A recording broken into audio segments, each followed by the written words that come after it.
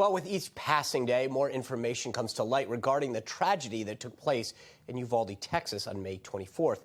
Today, the Texas public safety chief testified at a state Senate hearing that the police response was an abject failure. In fact, he stated that there was enough police on the scene to stop the gunman 3 minutes into the massacre. So what went wrong here and what can be done to ensure it doesn't happen again? Here to discuss is member of the Benghazi Annex security team credited with saving 25 people in the attack on Benghazi and co-author of 13 Hours, Mark Geist. Also joining us is Green Beret, UFC champion, and author of a brand new book, Scars in Stripes, Tim Kennedy. Gentlemen, thank you both for being here.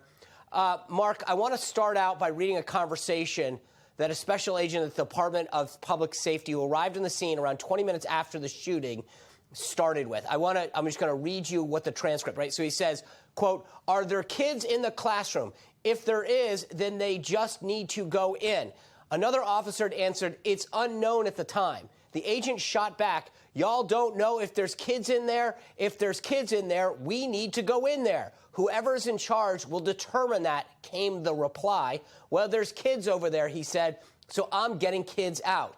Even after the special agent's comments, nearly another hour passed before a tactical team from the Border Patrol breached that classroom and killed the gunman. We now know that police officers had enough firepower and protective equipment to storm that classroom within 19 minutes. So, Mark, simply put, what went wrong?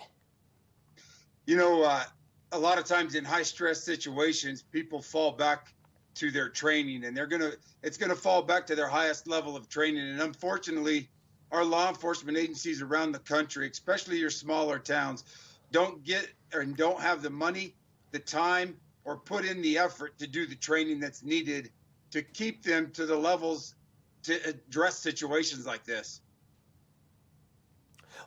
Tim, I want to follow up on that because you and Mark are special operators. You both were in high-level situations in the military where you got that training. You were involved in combat scenarios on a regular basis.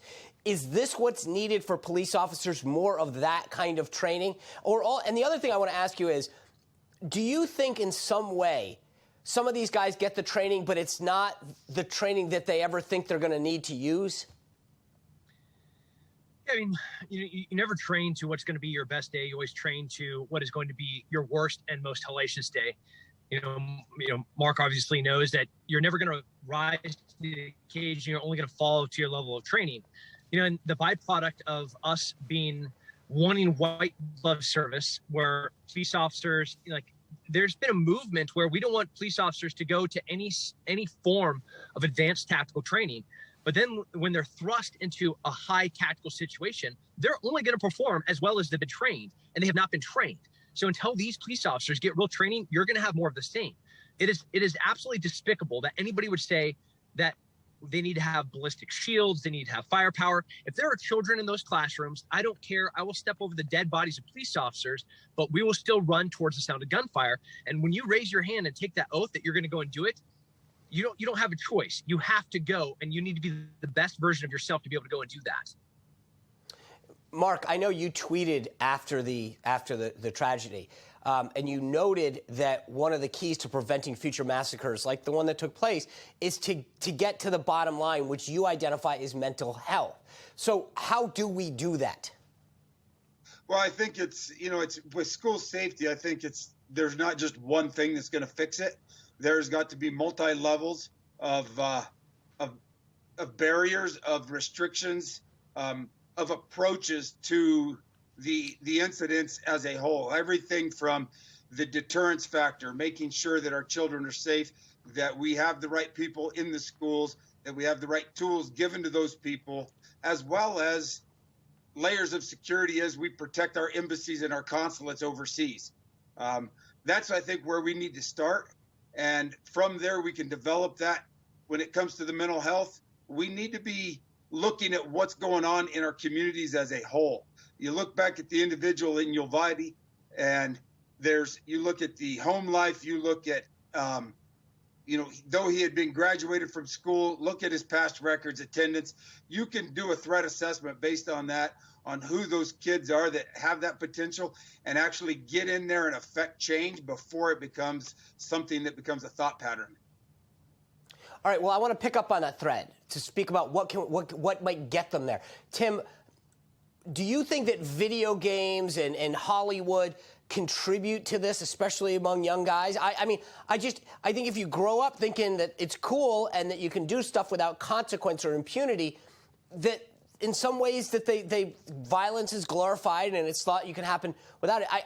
I just wonder how much these video games and this rise in what Hollywood portrays as being cool is linked to gun violence. Yeah, I don't think we can throw a stone at any single one thing. I think it's culture and society as a whole. The nuclear family has been eroded. Masculinity has been demonized. We have emasculated our men.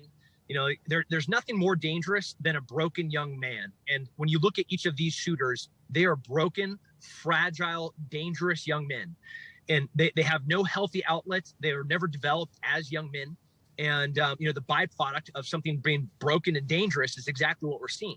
So, it's not just music. It is music. It's not just Hollywood. It is Hollywood. It's not just social media. It is also social media. It's video games. It's a broken family. It's the emasculation of the masculine man. Each of these things has played a part. And, now the glorification of all of this violence where, we're talking about this person as if, they shot this number of people. It should be demonized. We should be talking about the heroes that went in there. We should be talking about, the one guy that had a round skip off his head before he went in there and finally was able to find the gunman. Those are the heroes. And we should, I can't agree with Mark more. This is a mental health issue. It is a cultural issue. Right. But we can do two things at once. We can start making our schools hard targets while we address the mental health issue, while we attack Hollywood, right, while we attack music, while we attack social media, all the algorithms that are making these young men so enraged. Look at the nuclear family. Where are the fathers in each of these within homes of each of these shooters, and problem solve both things at the same time? Right. Yeah, I think we can. Congratulations again on the book. It's called Scars and Stripes. Tim, I'm very proud that you've got this out. Mark, one of the real good things that is happening is your American Shadow Warriors project. Great work that you're doing. I commend people to Google it. Thank you for being here and for the work that you're doing. I appreciate you both giving us your insight on how we can continue to make our schools and our country safer. Thank you, Sean. Thanks, Sean. All right, coming up, a Texas teen found out she was pregnant right as the state's abortion ban took effect and gave birth to two beautiful twin babies.